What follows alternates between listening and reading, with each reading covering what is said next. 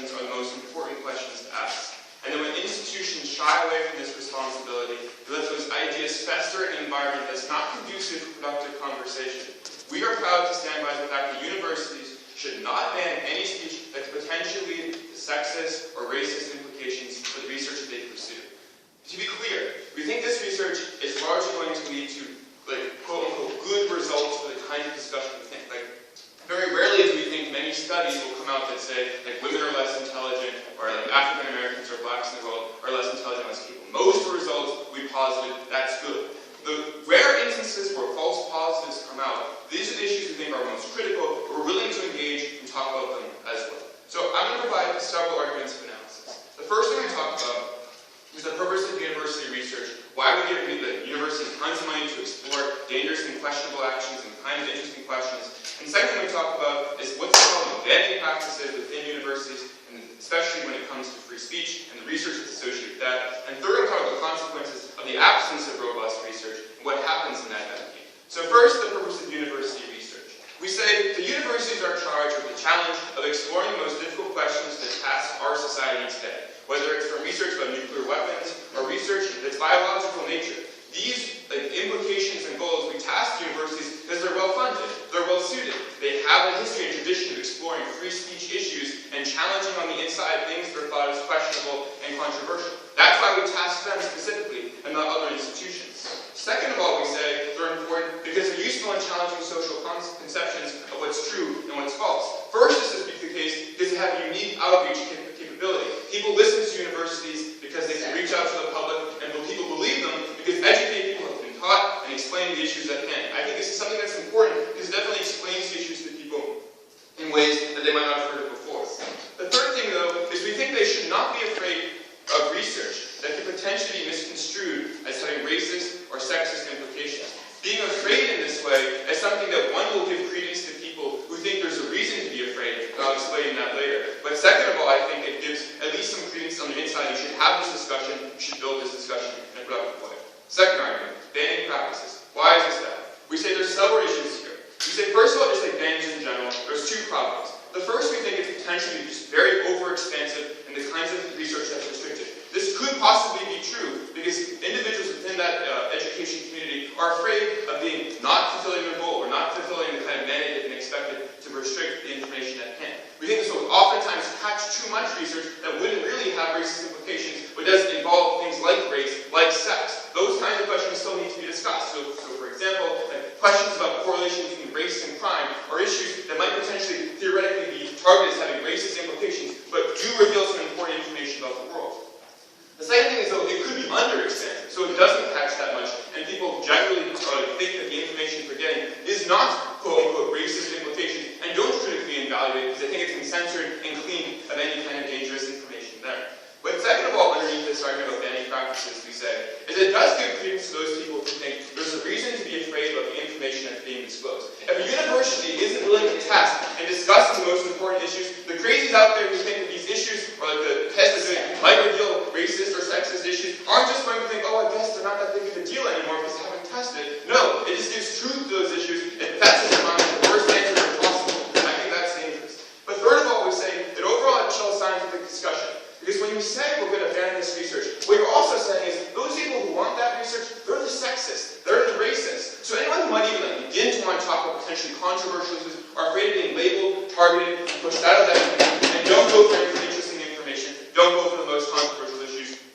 I think that allows either other people to do it in less restrictive way, or at least doesn't disclose the most important information that exists out there. So the second bullet I want to talk about, fourth I want to talk about on this point, is how we think the most results will reveal good information, at least positive results. So I think on whole, most results will show that there aren't differences in intelligence between sex. There aren't differences in intelligence between races. These results are good because they go to the media, they're published, the results is people see them, they know that I shouldn't be thinking this, or at least that challenges that belief. How do we deal with this false positive issue, where things come out that aren't as ideal as most progressives in the world would think?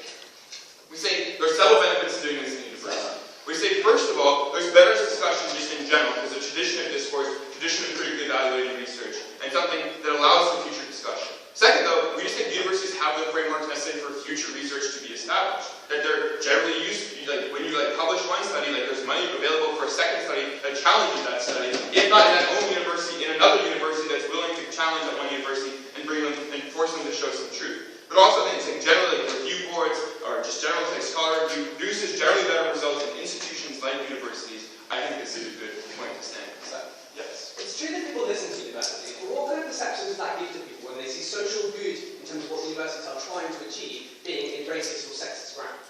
Okay, so the point is sometimes all controversial issues surrounding social advancement are going to have some dimension of race, some dimension of sex. Are we going to improve society because maybe it's on whole African Americans in the United States are poor? To some extent it's going to be related because it's controversial. That doesn't mean we shouldn't discuss these issues. We should target them and have a nice discussion about them in order to improve the best discourse possible. Okay. The final thing I talk about is the consequences of absence of robust research in this area. The first thing we say is that when the research doesn't occur, the viewpoints fester in society, people talk about them in a very negative way, and also don't use facts that have been disclosed in research around the world. Use their own kind of random intuitions to talk about it, and no one's there with the facts to deny them and tell them that they're wrong because that research hasn't occurred. I think that's why you want university research, to arm people with the skills necessary to challenge the racist and challenge the sexist. But second of all, if we are afraid of the racist and sexist in the world, they're going to find any single thing that ever comes out that verifies their view, and they're going to tell it to you like it's the truth, okay? Sure, it might be true that they're going to have some dimension of university back to help them sway their opinions. But I think, in general, if the average citizen in the world who is not sexist, not racist, they're not going to be swayed by the fact that someone added university on the end of it and said, look, it's actually true because I saw it in a newspaper that was published by the Harvard Review. I think it's clear that information being disclosed by universities is one of its primary functions. It's supposed to well-researched information, disclosed at a high level, and have a good amount of discourse surrounding that. We give you that responsibility and role as local government. We think we're going to win this round.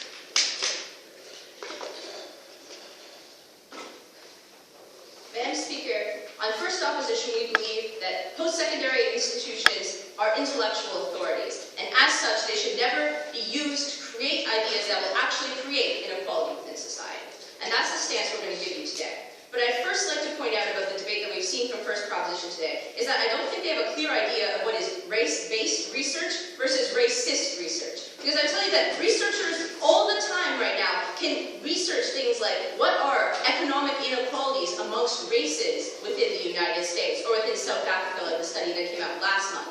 That is not the same as creating studies that are like, how smart are different races in comparison to each other? Do certain races have actual intellectual barriers? Those are different kinds of research, and we would say that the latter kind is absolutely not okay. So I'm going to give you 3 arguments today. First of all, I'm going to tell you why it creates a hostile atmosphere for universities that they should never want to support. I'm going to tell you why discriminatory teaching is actually used to prevent the mobility of minority groups, because it's going to have a real effect on society. And thirdly, I'm going to tell you why universities are morally obligated to be progressive in their research and teachings. So first of all, why this creates a bad atmosphere for universities? Because the key part of this motion is why universities in particular should allow their professors to support this kind of research. I think first of all, what this means as a ramification to that is that students from that minority that research is being done to will either not want to go to that university or will not want to be taught by the professor because they find themselves in an intellectual atmosphere that is discriminatory. Recognizing that professors who create studies or promote teachings that are explicitly against a race, whether that is females just are not as smart as males, or whether that is African Americans are not as smart as white people, I don't think that means that that kind of minority group feels either welcome within that intellectual atmosphere or feels even motivated to be able to compete in that intellectual atmosphere. Part of being a university is feeling that you can in some way succeed and that your education matters. So I think as a university, that's terrible for them. I also think it creates a bad reputation. But secondly, why discriminatory teaching is used to prevent the mobility of minority groups.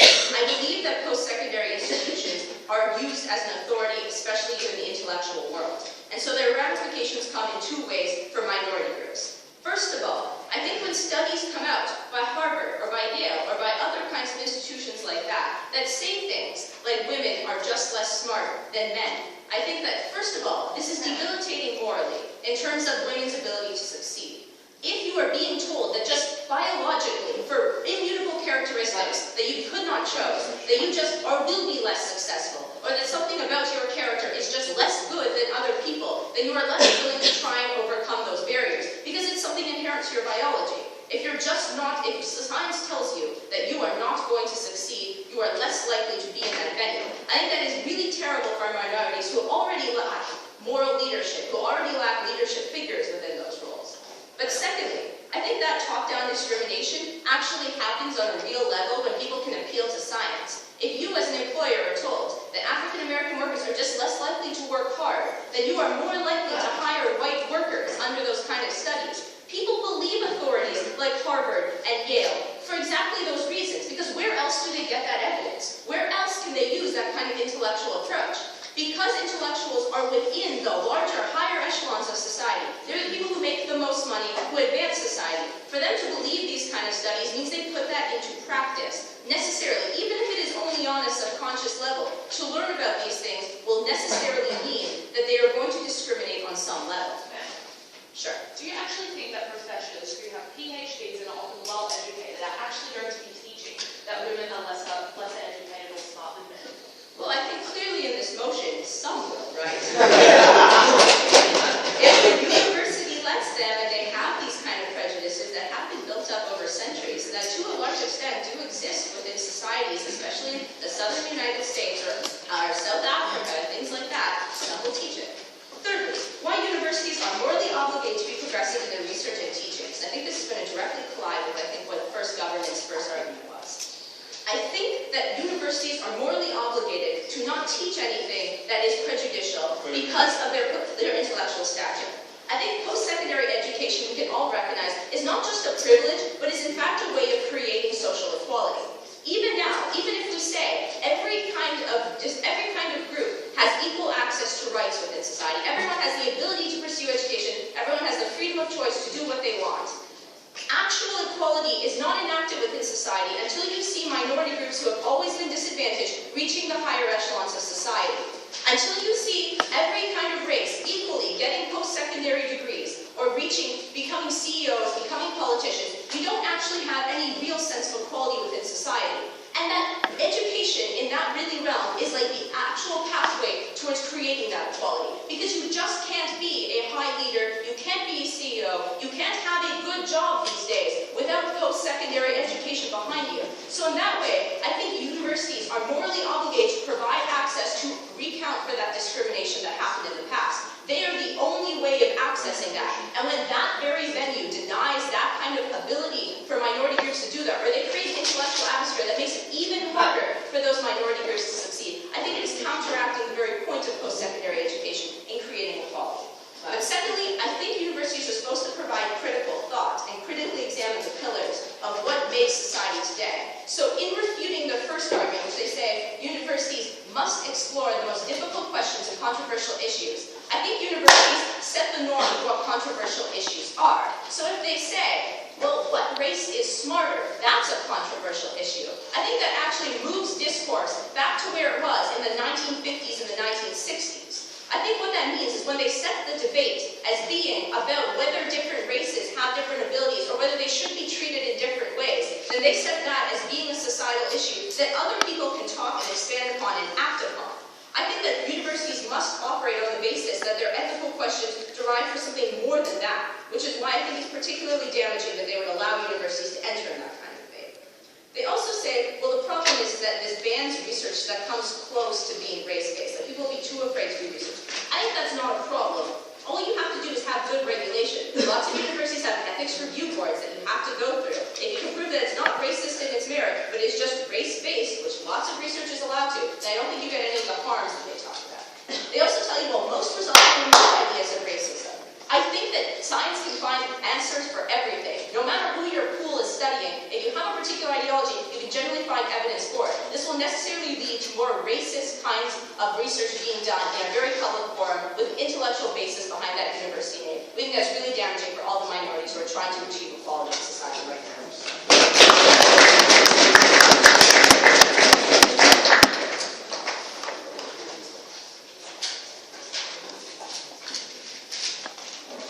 Thank you, lady, very much for her speech, and we're now very happy to call upon the Deputy Prime Minister to continue the case for such proposition.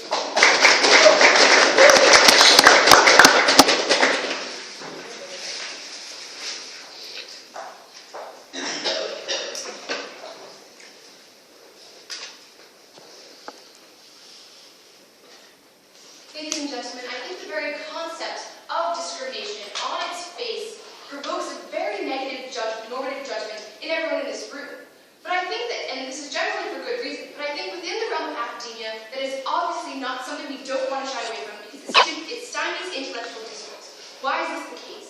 We think that oftentimes discrimination, insofar as its basic meaning means making distinctions and then evaluating the differences between those distinctions, is the very core of what many academic social research is all about. And we think by shying away from that, you are fundamentally losing out in very many difficult questions and difficult answers that arise from this. In my speech, I'm going to talk firstly about the minority perspective, which has been so brought up by the Leader of Opposition. Secondly, I'm going to deal with discriminatory practices within academia on an implicit level and on an explicit level, and why I think in both circumstances we can still have productive outcomes.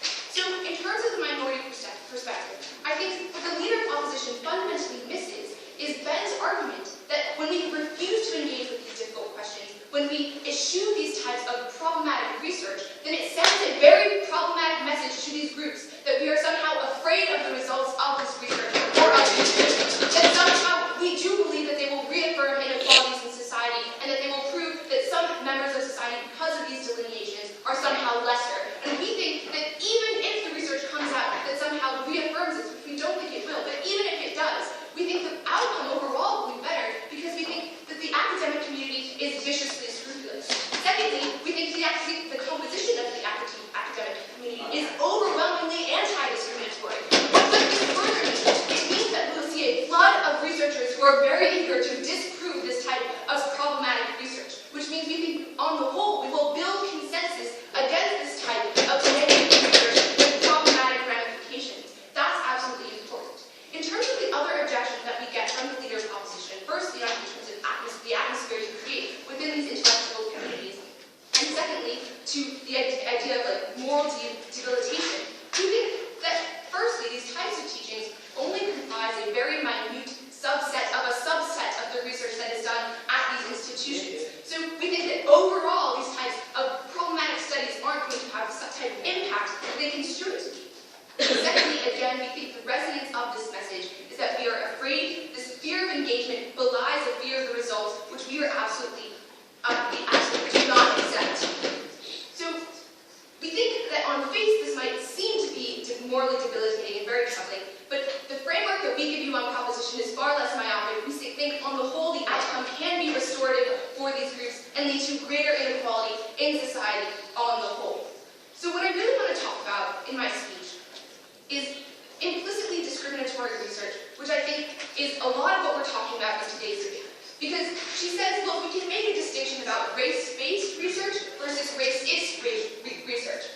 And I think that the only case where it's the most clear is when perhaps your premises for your research are blatantly racist or sexist or discriminatory. And even in that case, at 40-25, I think those will be dispelled and disproved by reactionary research. But I think that what they fail to engage with is the type of social research that any time you are using these type of suspect delineations, whether it be gender, race, ethnicity, religion, or nationality, as a dependent variable, you're always running the risk of offending people's general sensibilities merely by virtue of isolating that aspect as being a salient factor.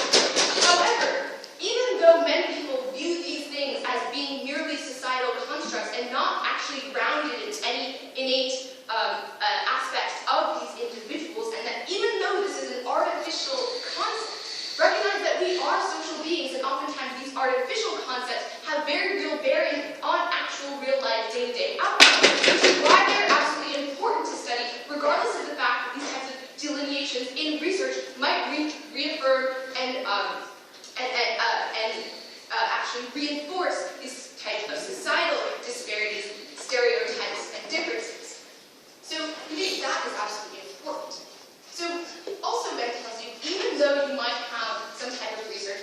correlating race with poverty or race with crime rates and things like that, that can always have the potential to offend, but overall we think it's contributing more to the intellectual discourse, and to do otherwise actually is far worse in terms of promoting minority rights and actually changing the way people view others in society and treat others in society. I'll take a few eyes. Yeah, sure. Okay. So, a lot of the people we need to convince about racism don't often read academic journals. How do you actually think we combat those problems when we do allow this research to exist in the first So, if they're not actually reading these journals, I don't think it's the role of research journals to combat and change the viewpoints of every single bigot in society. That's just not within the scope of what they are able to do. But we do think when we have these types of controversial research or teachings out there, that they necessarily provoke a large response within our society that we see as being overwhelmingly positive. So even if it might just be one study in an academic journal, we think overall there will be a plethora of responsive research done that therefore will generate more discourse and can reach out to more members of society. Maybe not all of them. We recognize that that's not the scope of this debate.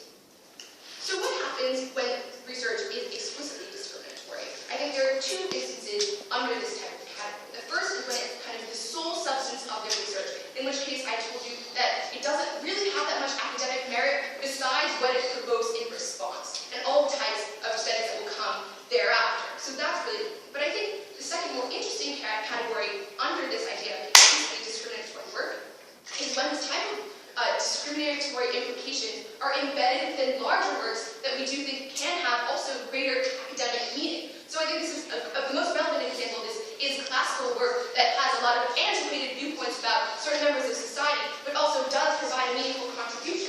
So what happens when you have a professor who wants to teach Plato's Republic? I'm sure there are a lot of professors who do because it's the seminal work that forms the basis of much of Western political theory. The problem is that if we took Socrates' word for it and actually treated women like second-class citizens, that has really sexist ramifications, right? But ladies and gentlemen, I think we can all realize that we want to have this type of teaching on the whole, even though elements of it are problematic, and we think that those problematic elements can still generate further discourse that debunks the problematic issues that we see within it. So in my speech today, I've addressed the issues brought to you by the leaders of opposition. I've given you many positive reasons why we think that this research is bad on face, but when we think about the consequences, the implications, it overall leads to a net benefit for society. We're proud to oppose this.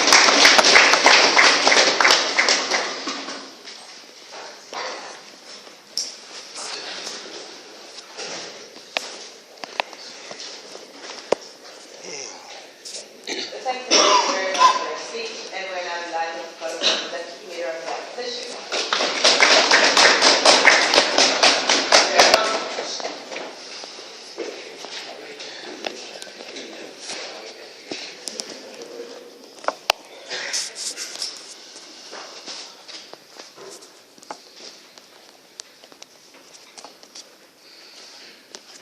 Thank you very much, Madam Speaker. Madam Speaker, the case that we brought to the proposition team asserts that there is some value to this research, whether it's either one, giving us new insights into different contentious issues surrounding race, or two, by dispelling popular myths that exist within our society. I don't think that they engage with any of the real harms that Sarah talks to about minorities. Sarah says that certain minority groups, whether it's women, whether it's Black people in the United States, will be less likely to seek out education at certain institutions as a result of the biases that they perceive exist there. Furthermore, I would say that harm is compounded because under the status quo, there already is a deficit of leaders from minorities within those universities. I would tell you that in large parts of the developed world, universities are mainly comprised of white males. I would tell you when they are perpetuating this kind of racist or discriminatory research, it does create actual structural barriers to minorities that want to work to achieve higher education, and that those outcomes will translate into real harms in the outside world. So in this speech, I'm going to be doing a lot of refutation before I rebuild what Sarah told you in her speech. Okay, so the contention that we get from the first proposition that when we refuse to engage with these ideas, it shows that we are afraid of what the results are going to be. I actually think that that's rather assertive. Even if you do buy it, I have several responses. First off, I would tell you that by engaging with these ideas, we legitimize them.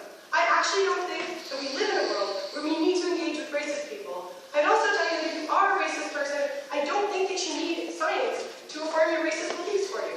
I would also tell you that when you combat research from a discriminatory bent, you're likely to receive results that are self-perpetuating and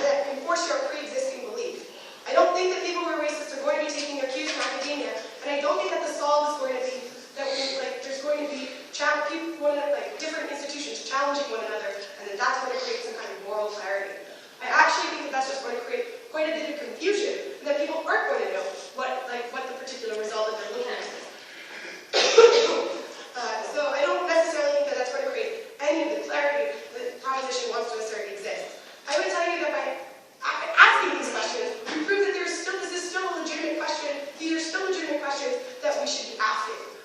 So I think Sarah points out to you in her speech that there is a distinction between doing research that deals with questions of race and dealing with research that has racist or discriminatory implication.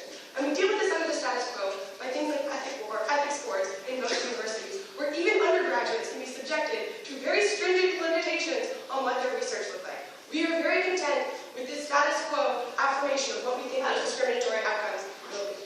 We also get this stuff from first proposition about how this racist research will just be a very limited amount of research. So we shouldn't care that much because we're not really talking about that much research. So the case is loading back. But furthermore, I would tell you that even if it is a very limited amount of research, and even if it does impact the very small fields of academia, that is a massive harm to those minority groups that are seeking access to higher education. I would say it doesn't necessarily matter about the scope. I would say that when these kinds of biases continue to exist, that it limits the amount of access these groups have to education. And I point to the example of a professor in the California university system who is a noted neo-Nazi, but tenured, and so they cannot fire him. I would say that it is actually a problem if you are a Jewish student seeking to study at that particular university, that you are less likely to go into that guy's class, less likely to want to do research with him. Particularly problematic because it's a publicly funded university. And I would say that in some ways, as a result of receiving funding that comes from the state, it looks like the state is legitimizing those particular academic views. I would say that that is a massive harm. Nothing. We hear that you are always going to be running risks when you use variables about race and gender.